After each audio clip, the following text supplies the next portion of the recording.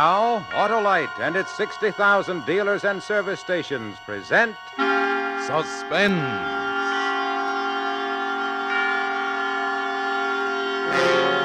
Tonight, Autolite brings you Bob Hope in Death as a Shadow, a suspense play produced and directed by Anton M. Leader.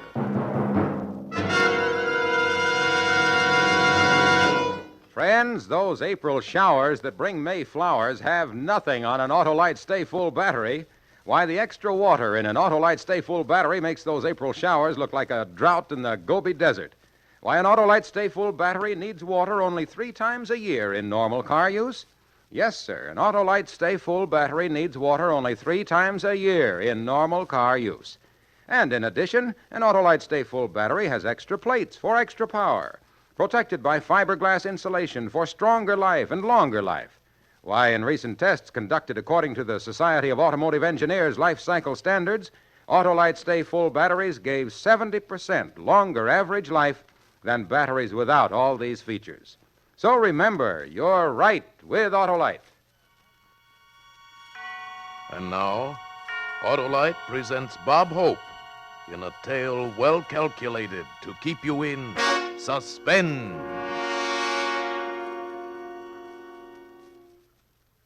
Don't ever answer a telephone just because you've got nothing else to do, just because you're curious.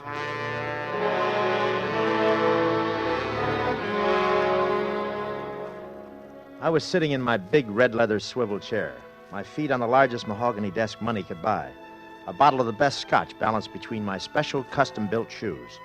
Everything the best. That's the way I like to operate. The gold lettering across my office window spelling out Harvey Warren, counselor at law.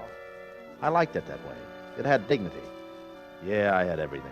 I had a house that rambled for 14 rooms. I built that house for Lily. Lily. She was beautiful. From the top of her auburn hair to the tip of her pretty little toes. Yeah, I had it all. I had everything. Till the day my Lily was murdered. That's why I couldn't stand being home anymore. I could smell her cologne in every room, the touch of it on every chair. That's why I was at the office that night, with nobody but the bottle to keep me company. And that was the call I should have never answered. But at night, 8 stories up in an empty office building, that ringing sounded urgent. Like it was the most important thing in my lonely little world. Hello? Warren? Who's this? Oh. You know who this is. Yes, Bolster. No name, stupid. What are you doing at your office this time of night? What do you want? Have you got it? Well, sure, I've got it. It's all ready for mailing. I'll drop it off when I leave. Don't bother. I'm going to pick it up tonight. But I told you I'd mail it. I changed my mind. I'm coming over. I'll be there at 10 o'clock. Oh, I can't make it tonight. I'm leaving. I'm just going out. You'll make it all right. Yeah, but why all of a sudden... Tonight, Warren, 10 o'clock. And, Warren, don't try anything. What are you talking about? Why should I try anything? What could I try? You could be cute enough to figure out something. You're that kind of a guy. So, don't try anything. Something must have gone wrong. All I was supposed to do was mail him his money. What got into him? Why would he want to come to my office now, at night, when the building was empty? Couldn't be just the money. He was coming for something else. Something else. But what?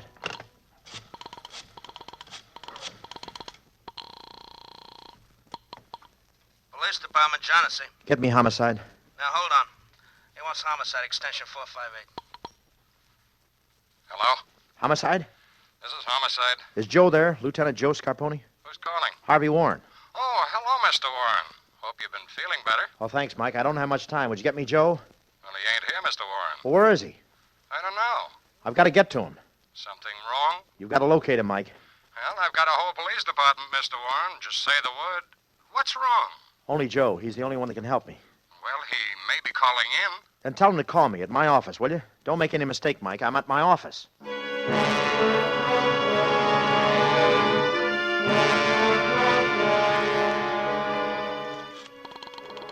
couldn't get it out of my mind. What had made Bolster switch like that? What had gone wrong? Must have figured it out and was coming over for just one thing. To kill me. Lion Apartments. Lieutenant Joe Scarponi, please. One moment.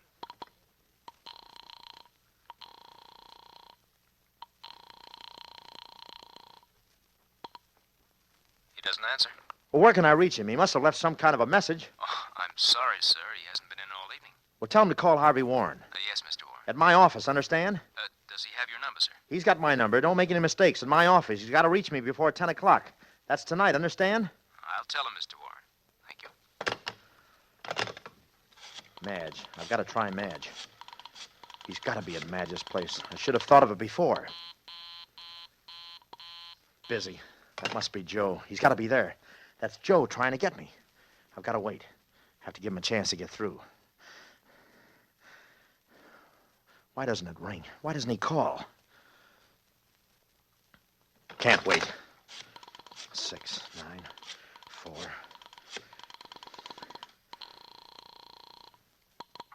Hello? Madge, baby? Oh, hello, Warren. What's this sudden devotion? Oh, Madge, let me talk to Joe, and don't tell me he's not there. Well, of course he's not here, Warren. What's the matter with you? Madge, I got to find him. Well, I am expecting him. When? Soon. Don't give me double talk, Madge. When? We've got a date, 10 o'clock. 10 o'clock. That's too late, Madge. What's the matter, Warren? Where can I reach him? Where can I find Joe? Well, did you try his hotel? He's not there. Well, call homicide. He's nowhere, Madge. What's wrong, Warren? There's no time to explain. Help me find him, please. I'll do what I can. At my office. Don't forget it. My office. Before 10.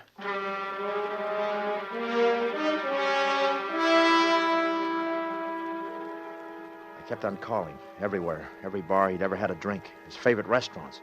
Even the Turkish bath where he played handball and got his rub down. Joe was nowhere. I looked at my watch. It said 9:31. The clock on the wall showed 9:35. Now I wasn't even sure of the time. I couldn't afford to be wrong about the time. At the tone, the time will be 9:35 and 10 seconds. The clock on the wall was right. There wasn't much time. Even if I get a hold of Joe, it'd be too late. My mind was starting to play tricks, starting to tie my insides up in 100 little knots. Suppose Bolster got here early. Suppose he got here before 10 and no Joe. I got up in a panic. My shirt was soaked wet to my back. I could run, yeah. I could get away while it was still time. But then Bolster would really know something was wrong. Maybe he wasn't going to kill me. Maybe he was just coming for his money. I had to get rid of the hysteria. Had to get a hold of myself. No use playing guessing games. I opened the door. I was going to leave. I wasn't going to be a sitting duck for a guy like Bolster. At that time of night, just one elevator was in use. It was directly opposite my office door. The indicator over the door flashed numbers when the car was running. I went to press the button to signal for the nightman. Before I could press it, the car started up. Somebody was coming up. I wanted to run. I didn't know where. I was on the top floor. My eyes went to the ceiling. Down the end of the hallway, there was a spiral ladder that led into a trap up through the ceiling. It must have been the opening of the roof. I started to run for it. I stopped. Silly. When all the time there was a stairway going down. I ran for the exit sign and ducked into the stairway. Down one flight, and I smacked right into it. A steel gate spread like an accordion across the bottom landing. The gate they always fasten in place at 9 o'clock. Trapped. I was trapped. And then I just stood there. Everything quiet. What happened to the elevator? Then I heard the door open. Downstairs, right below. It didn't come up to the 8th. It was the nightman letting off the cleaning woman. I walked back up the steps.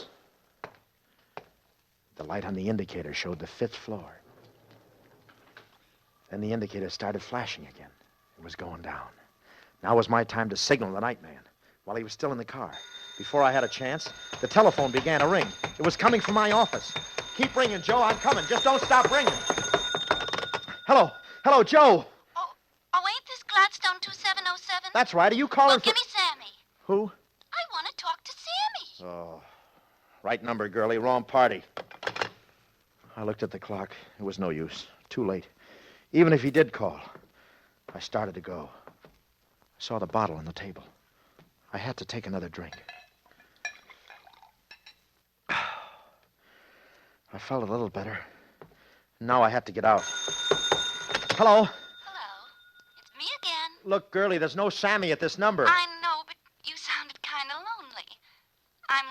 to. Forget it, will you? Don't tie up my phone, understand? Sure, I know. You waiting for a call, too? Get off my number. I don't want this phone tied up. Sure, I understand, but just in case, why don't you take my... I started to go and wasn't going to stop. Not for anything. Then I realized it might be too late. Suppose he was on his way up. Suppose he was watching the entrance. Why did that girl call back? What did she want? Then I knew it was a trick. A typical hoodlum trick. Bolster was using that girl to check up on me. Playing at cat and mouse. His way of holding me to the phone. Making sure while he was on his way up. A trick. 20 minutes to 10. The clock kept staring at me. The minute hand beating its way around a circle. 20 minutes to 10. That girl again checking up on me. Who did Bolster think he was kidding? He knew I had to answer that phone. Hello. Warren? Joe, you don't know how I've been trying to get you all night. Yeah, I know. Your line's been busy. Oh, come right over, Joe. What's the matter? There's no time to talk. Just get here. Oh, well, I got a date, Warren. It's my only night off. You know how Madge is. Joe, this is a matter of life and death. Whose life? My life. Oh, well, I'll be right there. Before 10, Joe. It's got to be before 10.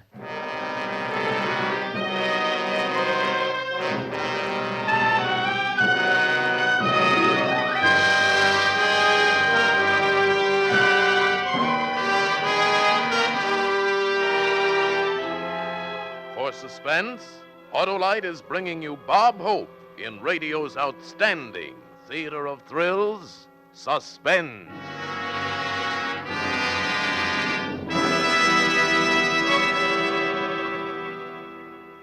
Hello there, Harlow. Say, what happened to your face? Lose an argument with a revolving door? No, Hap. I was at a big community picnic. Oh, sat in the sun too long, huh? No, I sat at the speaker's table. In fact, that's how... Well, it was like this. There was an audience, so I jumped up and said... An Autolite Stay Full battery needs water only 3 times a year in normal car use. Why, as a matter of fact, I did. I said that dandy, dynamic, dependable Autolite Stay Full battery has a camel hanging on the ropes back in a corner when it comes to capacity. Yes, sir, an Autolite Stay Full battery needs water only 3 times a year in normal car use. But, Harlow, your face... I told him an Autolite Stay Full battery has extra plates protected by fiberglass insulation for longer life and stronger life. You said this during the picnic supper? Not only that, I told him in addition how in recent tests conducted according to the Society of Automotive Engineers life cycle standards, Autolite Stay Full batteries gave 70%, yes, 70% longer average life than batteries without all these features. And when I got through, do you know, Hap, they crowned me with a garland of leaves. Yeah, but that doesn't explain about your face. Oh, I huh? forgot to mention the leaves were poison ivy. Oh, and I forgot to mention, here's Suspense. And now, Autolite brings back to our Hollywood soundstage Bob Hope as Warren in Death Has a Shadow. A tale well calculated to keep you in suspense.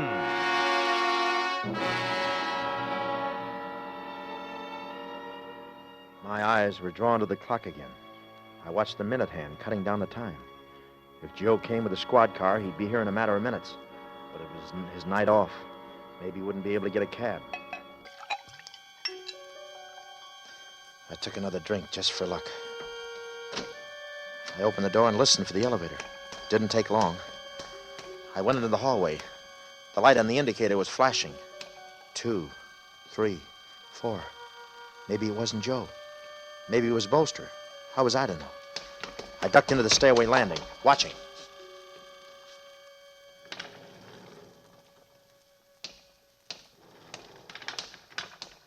Joe! What? Warren, are you nuts? Oh, I've never been so glad to see you, to see anybody. You know better than that, coming up from behind a guy. Say, you look terrible. What's wrong? Well? Don't close the door, Joe. Why? When he comes, we can hear the elevator. Okay. Now, what's it all about? He's due here at 10 o'clock. He's a killer. Who is a killer? I have to start from the beginning. You don't have much time. But you won't understand unless I explain. Okay, but don't start dramatizing. It's 9:45. Well, we have to start with the day Lily was murdered. Remember I called you? And when you came, you found me sitting in the bedroom looking at her? Her head hanging almost to the floor, the rest of her doubled up in the bed? Her auburn hair gently suspended like someone spun fine silk around where the bullet went through that lovely head. She was so beautiful. I was sitting there looking at her, and the sounds tumbling around my head. The photographers, the newspapermen, flashbulbs, all like a bad dream.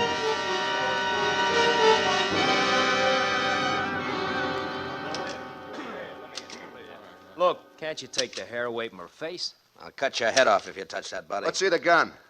Show him the gun, Mike. It's a gun. What's there to say? Well, we understand it's Warren's gun. You understand nothing until it's official. The coroner said it happened this morning, about 4 hours ago. Now, how about that, Lieutenant Scarponi? Then quote him. Don't ask me. Mike. Yeah? They had enough. Get him out of here. Oh, wait a minute. Not so fast. I want one more shot of Warren. Put that drink back in your hand, Mr. Warren, please. Now, look, fella, don't overdo it. This is no private affair, Lieutenant Scarponi. Why don't you lay off? Well, put the drink back in his hand. Take it the way he is and get out. We'd like to do it the way it happened. He had a drink in his hand. It wouldn't look so good, Lieutenant, if the paper said you were covering up for a lifelong friend. Mike, get him out of here. Now, wait a minute. Wait a minute.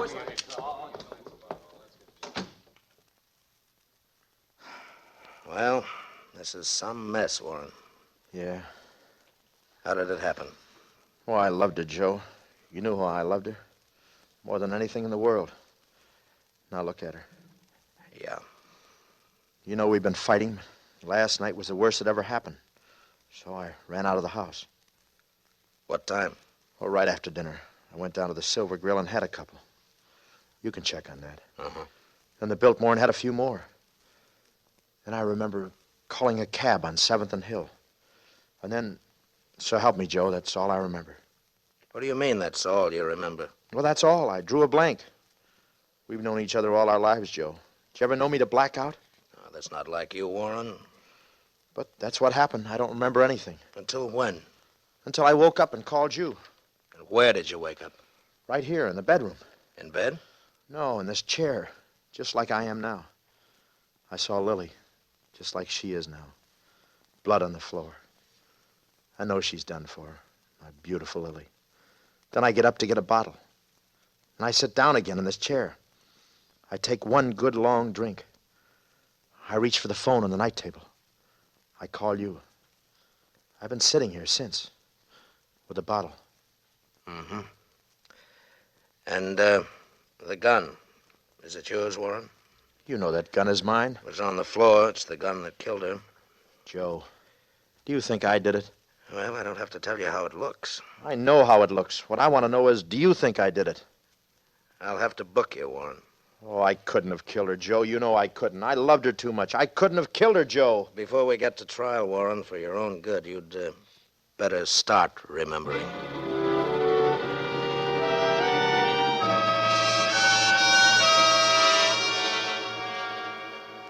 Seems like a long time ago, Joe. I just couldn't remember what I'd been doing there in the bedroom after Lily was murdered. Couldn't even remember how I got there. Look, 2 minutes ago, you were scared to death. You were trying to reach me every place in town. Well, I'm here.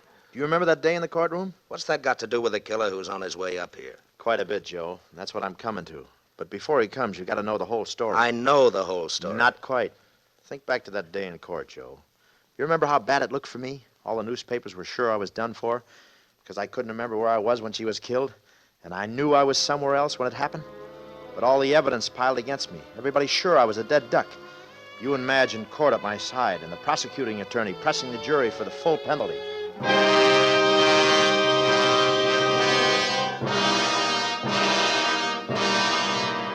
the only defense offered by the accused is that he doesn't remember.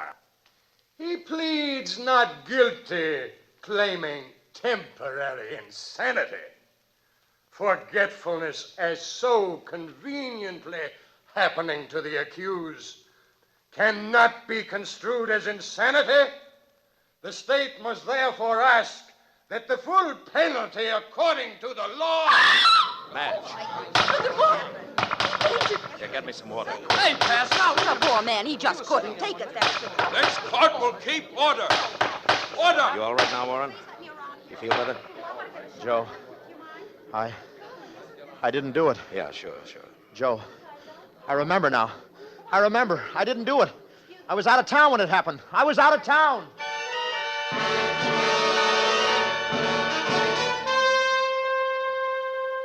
I was out of town when Lily was murdered, Joe, and we proved it, remember? And I was acquitted. Like a bad dream, wasn't it? Look, for the last time, Warren, is this what you called me up to your office for? What's this got to do with somebody coming over here to kill you? Yeah, like a bad dream. Okay, Warren, I've got a date with Madge. Oh, no, Joe, you got a date with the killer. Then who is the killer?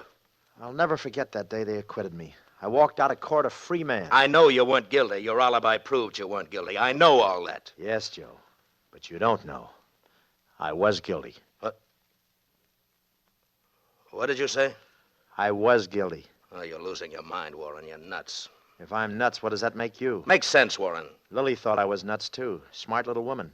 Thinking she could make a sucker out of me. She was going to leave me. Take half of all I had. That's what she thought. How did you kill Lily that morning when you were in Glendale? I know you were in Glendale because your alibi proved it. It was Lily who gave me the idea how to do it. You know how beautiful she was? Every Thursday, the maid's day off, she stayed in bed, slept the clock around, taking care of her looks. I began figuring. Lily all day alone. Lily in bed. All I had to do was hire somebody to kill her while I was out of town. Then the guy coming up here... That's right, is the killer. A 3-time loser and very tough. I gave him my gun to do it with, and that's all there was to it. He's the man you want, Joe. He's on his way up here to kill me. Instead of doing that, you'll arrest him and clear your books on the Lily case. So, this is why it was so important for me to get here, huh? Well, you have to admit it was neat, getting myself pinched, faking the blackout, stacking the evidence against myself, and forcing you to bring me to trial. I never had a blackout in my life, but it got me off. Great law, that double jeopardy. Puts you on the spot, though, doesn't it, Joe? You know I'm guilty, but there's nothing you can do about it. The law says I can't be tried twice for the same crime. You see, Joe, I happen to be one of those lawyers who knows his law. Yeah. You've always been at the head of the class.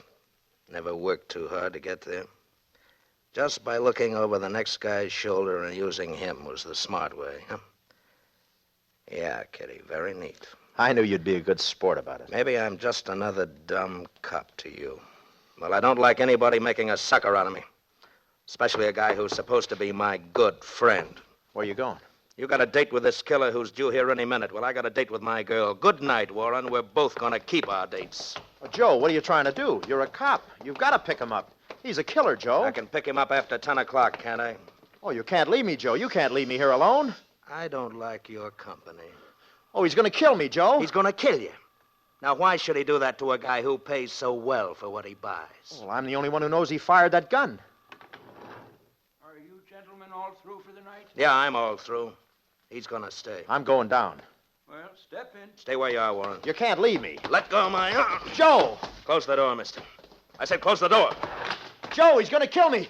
Joe. Hello, Warren. What? Bolster. It was Bolster standing there and leering at me. Joe, he's here! Joe! Shut up. Now, don't do that again. Well, where did you come from? Well, you don't think I'd ever use a front door, do you? They build these places with fire escapes, you know. Now, into your office. I started walking. I had to do something. Him right behind. Then I made a break for it, into the office. Then I saw the butt of his gun smash through the window. And then Bolster's hand reached through and unlocked the door.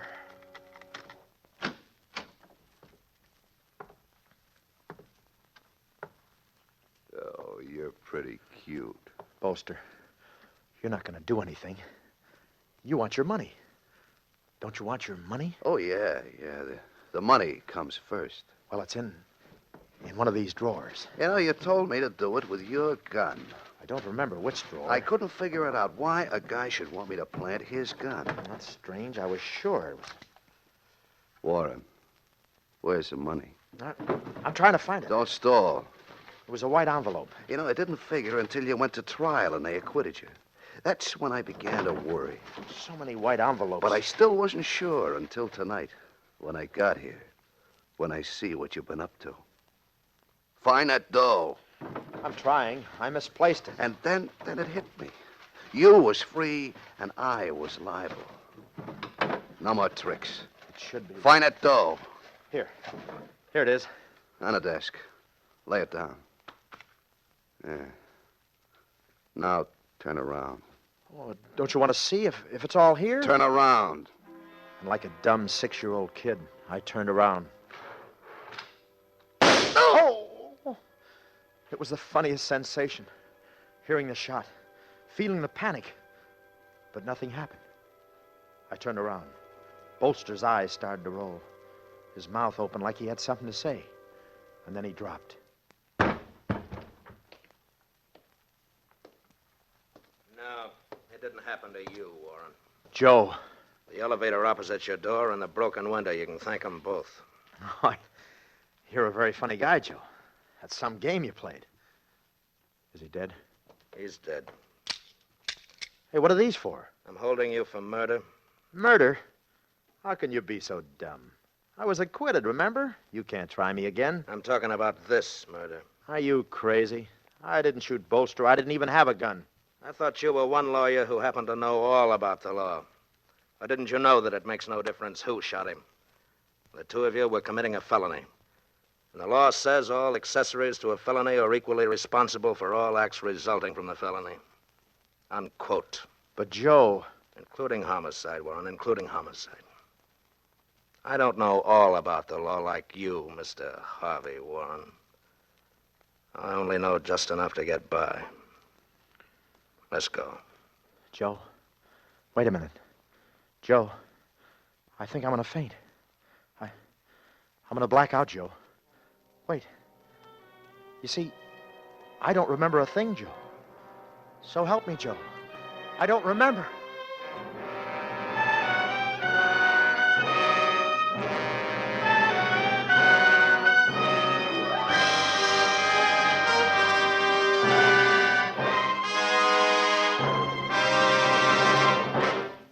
Thank you, Bob Hope, for a splendid performance. And thanks for the memories. Suspensefully you sat while I have been at bat. And now it's time to talk about our product, and that's that. Skinny Wilcox, you sing, too. Well, I Swan. I know you do, Bob, every Tuesday night for Swan Soap. On Thursdays, I Autolite. I've run into a comic. Wilcox, you know, I was in Toledo recently and was given an Autolite Stay Full battery.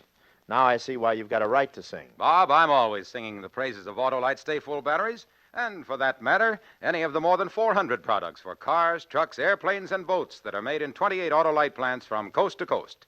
Yes, sir, and Autolite also makes complete electrical systems for many makes of America's finest cars. Batteries, spark plugs, generators, starting motors, coils, distributors. All engineered to fit together perfectly, work together perfectly, because they're a perfect team. So, folks, don't accept electrical parts that are supposed to be as good.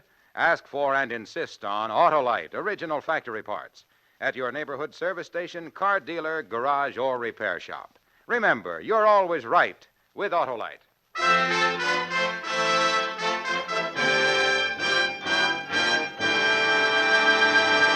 Now here again is Bob Hope. My thanks to Tony Leader for letting me be a villain for a change. And now, as a graduate of Suspense, I'll be more interested than ever to hear radio's outstanding Theater of Thrills next week, when that lovely Academy Award winner, Claire Trevor, returns to play in a story called The Light Switch, another gripping study in suspense. Bob Hope will soon be seen in the Paramount picture Sorrowful Jones. Tonight's suspense play was written by Joe Pagano, with music composed by Lucien Moraweck and conducted by Lud Gluskin. The entire production was under the direction of Anton M. Leader. In the coming weeks, Suspense will present such stars as James Stewart, Joan Crawford, Frederick March, and many others.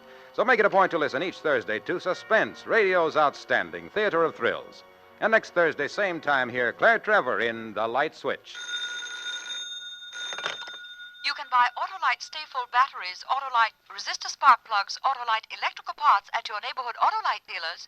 Switch to Autolite. Good night. This is CBS, the Columbia Broadcasting System.